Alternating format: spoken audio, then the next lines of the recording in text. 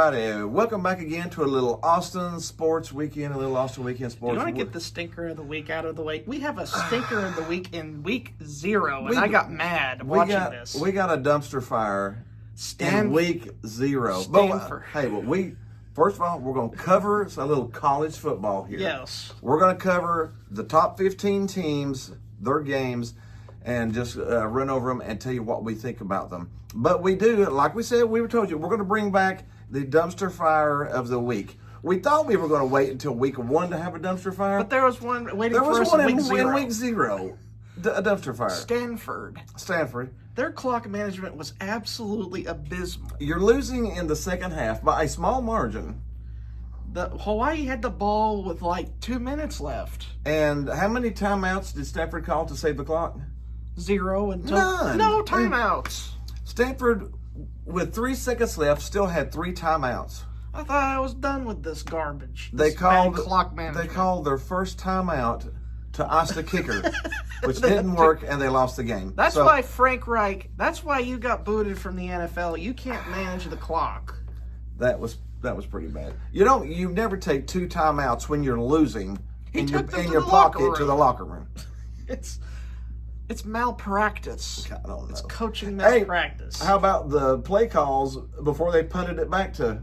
Oh yeah, they threw the ball deep twice to stop the clock. Threw the ball deep, and then gave Hawaii all the time. Hawaii didn't have to use any time up. They had a Honolulu down there because they beat Stanford. It's the first time they beat a Power 4 team since 2019. Ooh, first time. Congratulations, Hawaii. Congratulations. And congratulations to Iowa State in that season opening win over Kansas State. That was actually a really good game. I enjoyed that game. That was a evenly played, good, really good matchup. I enjoyed it. All right, let's go ahead. We're going to jump into the top 15 matchups. And boy, do we have a doozy right off the bat. Number 1. The appetizers are tasty. Number 1, Texas. Normally, you don't have this good of games in week 1. Number 1, Texas. Versus? The number 3, Buckeyes. At? Ohio State. At the shoe. At the shoe. How about that? Number 1 versus number 3. In the history... Well, I think we can tell you firsthand how difficult it is playing there. Yeah, it is hard. The first ever number 1 team to be an underdog in week 1. Why are you number 1 if you're an underdog to number 3? Shouldn't number 3 be number 1 if number 1 is an underdog to number 3? Well, of course, it'll all play out on the field, so it doesn't really matter. In this game, we'll spend a little bit of time with it because this is a fantastic game. The line, I think, is only 2.5. Ohio State is favored over the number 1 team by 2.5 points. Texas would be favored by 0.5 point normally. Mm-hmm. What scares me a little bit, normally you'd say, man, Ohio State, they've come on, they're national champions. They mowed over everybody. They lost both of their coordinators. They lost a lot of their pieces from last year. They lost their offensive coordinator, too. The NFL, Chip Kelly's with the Raiders. They lost their defensive coordinator, too. Big Game James. Penn State. I mean, that's some in-conference. First Big Game James of the year. I could finally get it out. Big Game James. So they lost their offensive coordinator. They lost their defensive coordinator. They lost their quarterback. They lost about 11 starters. So if you lose both coordinators and you lose that many starters. Continuity problems. And you really didn't get on a run until the playoffs. They got beat by Michigan and looked bad. And then they just caught on fire. They gelled and caught on fire and ran to the playoffs. I don't know if they can remake that. Well, Texas will prove that to the test. I'm picking Texas. You're picking the Horns? Straight up win. I mean, straight up wins for the Horns? I don't even need 2.5 points. I'll just take the dub. They can get a revenge win? I just take the dub right now. I did say it. Of course, I like Peyton Manning, but, there's a Manning on the top of Texas. It doesn't mean I like Texas, but I did like his quote. Did you hear what he said? They said, everybody's sort of, are you worried about, Texas having a target on their back this year? And he said, no. It said, we've got a red dot on everybody else. Well, he's got a Manning mentality. I wish he was here. Take aim and go after him. To be honest, I loved that quote. That is an aggressive, I don't care quote. I like that. I'm not going to blame you and see if we just saw in the past. I know I shouldn't mention the Nico saga, but if we had a choice between Arch and him now, I'd have going definitely back, took Arch, yeah. you would have took Arch. Yeah. I mean, wouldn't it be fun to have another Manning back I here? would love to have another Manning. But I guess he wanted his new person. Peyton Manning's son is in the distant future. We won't talk about that much, but we may have another thing. All right, let's go ahead and jump on that. But I do like Texas plus 2.5. Even in Ohio State, I like it just because of the continuity that Ohio State doesn't have. Next down the schedule, we have Penn State. Big game, James. And Penn State is playing Nevada. For those who don't know, who are first-time watchers, who don't know what I just said, Big Game James is the head coach of Penn State because he never wins the big game. So you call. And it's just been a repetitive joke for years. I know ESPN actually stole it from you last year. That's been your line for 5 years now, and ESPN stole it from you last year. Thievery. Big Game James. So you know what? He tends to lose the big games. He'll win 10 games and then lose to two. One of the 10 Commandments says, "Thou shalt not steal." Yes. Yeah, take that, ESPN. Borrow, but they just borrowed it. Maybe I don't know. But yeah, Penn State has a tendency to lose the big game, but they win the little game. The little game. So they are playing Nevada. They're favored by 44. I mean, think about that. And they're favored to beat them by 11 points each quarter. That's pretty bad. So I guess I'll take that. I would probably take it because Penn State pulls. Penn State wins. Now, when it comes down to Ohio State and Michigan, I'm not betting on that. I'm not betting on that one, no. All right, we got Ohio State, which we've already talked about as number 3. Another team that's gotten hype is Clemson. Clemson comes in at number 4. This may be my favorite game of the weekend. LSU at Clemson. And it's the primetime game. It's a primetime game. It is a 7:30 game. Primetime game of the week. Mm-hmm. Clemson's been getting some hype. Some people are calling them the best team in the country, even though they didn't look it last year. I don't know how you can get hype without doing something for the hype. I don't know. There's actually some hype because Clemson switched defensive coordinators. Who did they switch to? Tom Allen, Penn State's defensive coordinator from last season, they swiped away for this year. Penn State stole Ohio State's, and Clemson stole Penn State's away. So we're doing the little ring around the rosy. Coordinator around the rosy. Yeah. Well, just another life in the world of coaching. LSU is super, super talented this year. And super unlucky. They may have maybe the best quarterback in the SEC. But they've lost each of the last 3 season openers. And Brian Kelly, who I like to call Burger King Kelly, have it your way. The BK, have it your way. Is he going to let Clemson have it their way, or is he going to take it for himself? Just because they've lost 3 in a row, I'm probably going to go LSU. The odds of losing 4 openers in a row is astronomical. And when you've got that much talent. Do you think the Bayou Bengal fans are going to be happy if he loses a 4th straight home opener? No, they may run him. He may not coach game 2. Especially because, LSU is honestly my dark horse for the year. They're my SEC dark horse. Now, they could win the SEC. The key for them is Brian Kelly. Does he hold them back, or does he let them go? That's the key. Will he be the coach next year? That's the key. Because LSU can recruit itself. LSU, it's full of talent. That's a smorgasbord of talent that they can pull from Louisiana and Texas and Mississippi and they're around Georgia. those around those borderlines, so they can just pick. They have their pick of the top talent in that and area. I seriously do think they may have the best quarterback. Garrett Nussmeier is not only a Christ follower, but also he's very talented, and I hope Brian Kelly does not underutilize. Burger King him up. That's my fear with coach. Sometimes these coaches think that they can do everything here. Yeah, Clemson's favored by 3.5. I honestly take LSU for the straight win in that too. But plus 3.5 is a bonus. That's a touchdown, and I don't think Clemson's going to beat LSU by a touchdown. So I will take some LSU. I'm picking Texas straight up, and I'm picking LSU straight up over Clemson also. Georgia. Woof. playing the big, gigantic, enormous Marshall. Yeah, Marshall. They're going to beat the pants off of them. Yeah, they're favored by 39 and a half. They got Marshall and Austin P down the road to Yeah. prepare for us down the road, which we'll talk about much later. Oh yeah, that'll be a couple weeks away.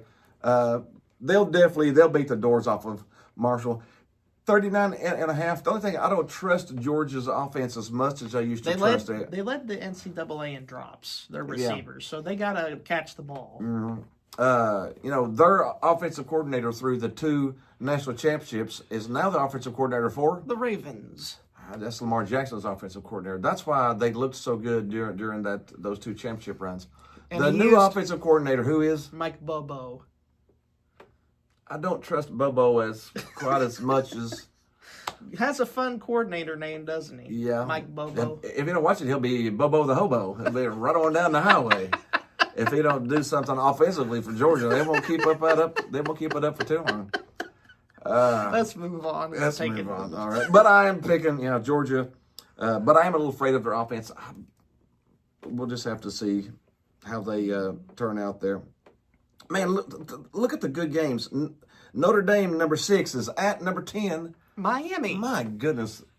These How are about just that? so good. We These get are to so watch good. this from This our is couch. Sunday. This is Sunday. Sunday night at 7:30. That's an Irish. Do you take the Irish or do you take the Canes? I probably take Notre Dame just because I'm not sure what Miami's going to be Also yet. because I'm part Irish in blood. Yeah, we got the wee bit of Irish in us. Notre Dame's favored by 2.5. I'm pretty comfortable with that. Again, Miami's a little, I don't know, because they got a brand new quarterback too. Because their quarterback is now Carson Beck was once at Georgia, but now he's at Miami. Yeah. So I don't know. We got Beck coming. Of course, Georgia's offensive system was not very great last year. So Beck may go down there and look fantastic. But the reason Miami looked good last year was because the quarterback they had last year a lot of backtracking in this is now at at the Titans. The Titans. A lot of backtracking in this video. There's a lot of quarterback changing that's happened this year. Ohio State's quarterback's new. Georgia's quarterback's new. Tennessee's quarterback's Tennessee's new. quarterback's Alabama's new. Alabama's quarterback's new. Texas's quarterback's technically new. Miami's quarterback's new. Arch did play some last year. See, Arches might be the most consistent, or Nussmeier. That's why I really lean on LSU. Because also, Klebnik is also experienced, but that's just me a battle of these junior quarterbacks. Yeah, but Notre Dame's minus 2.5 on that one. I like Notre Dame on that one. Oregon is playing Montana State. Not much discussion there because that team, Montana State, will not hang with Oregon for half of the football. favored by 29.5. I think that might be a little low, to be honest. They're not going to hang with them for a half, let alone 4 quarters. No. Number 8, Alabama is now. See, this is another good one. They're at Florida State. Florida State messed this up, didn't they? Last year was such a disaster, and I mean 2-10 implode. That was disaster. It was terrible. 2-10. They have to be better. And what than did that. they do? They hire Gus Malzahn, and they run their mouths off. They chirped at Alabama. Why would you, coming off of a 1-8 season, chirp about beating Alabama? You ain't got Saban to protect you anymore. Really? Florida State, really? You want to slap the tiger? You want to slap the elephant? Yeah, he forgot to give him a peanut. I don't know. That seemed a little... the line's 13.5. I'm going to take Alabama just because I think they're going to drag them through the mud. Mike Norvell's going to have a hard year this year, probably. Florida State might have had a chance if they would have went into the game humble. But their quarterback ran his mouth.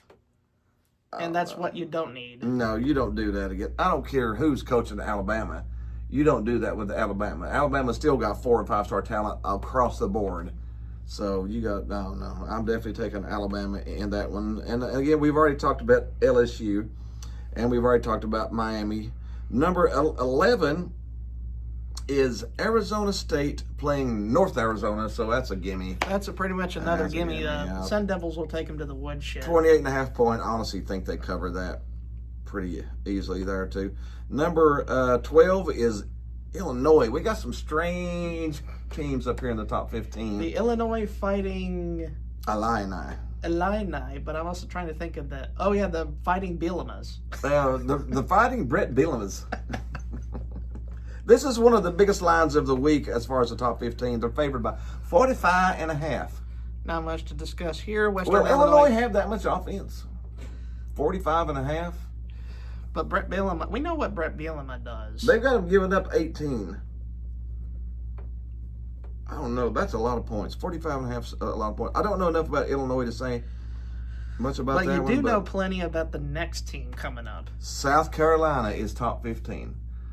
I do like their quarterback. Their quarterback Norris is pretty Sellers good. is very talented. He is very talented. But there's only one problem. They have starters to replace on defense, and they got a new offensive coordinator, continuing the coaching trend. Plus, their head coach is sometimes off the field running with his shoes off. He's a little nutty. But they are super talented. They're playing Virginia Tech. And I don't think Virginia Tech's going to win. No, I definitely don't think they're going. South Carolina's favored by 8. I'm probably pretty comfortable with that, to be honest. I think South Carolina's going to try to prove a point. And like I said, their quarterback. This is all going to depend on their quarterback. If he comes out and he has took that extra step that the quarterbacks need to from one year to the next, then I think they actually have a pretty good year this year. So I got South Carolina in that one. Number 14 is Michigan, coming off of the Natty. They're playing New Mexico. 2 years ago, the Natty. Yeah, the 2 years ago, the Natty, yeah.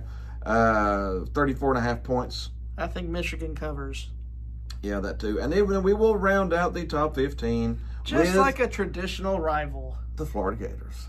That I wish we will not lose in this upcoming SEC schedule next year. They are playing Long Island, and it's so bad there's not even a point spread on it. I don't even know if Long Island had a football team. I don't think that. I don't think that's they do. The last team I think they just picked up some kids off the street and came down and put a football game. So Florida's definitely going to win that one. And that's it. That is the top 15 for this week. We will just make a quick mention. Tennessee is playing Syracuse, which we've already covered before. Yeah. We did a separate video for that, but we are picking Tennessee to win that game. So we hope you had a little fun with college football this week.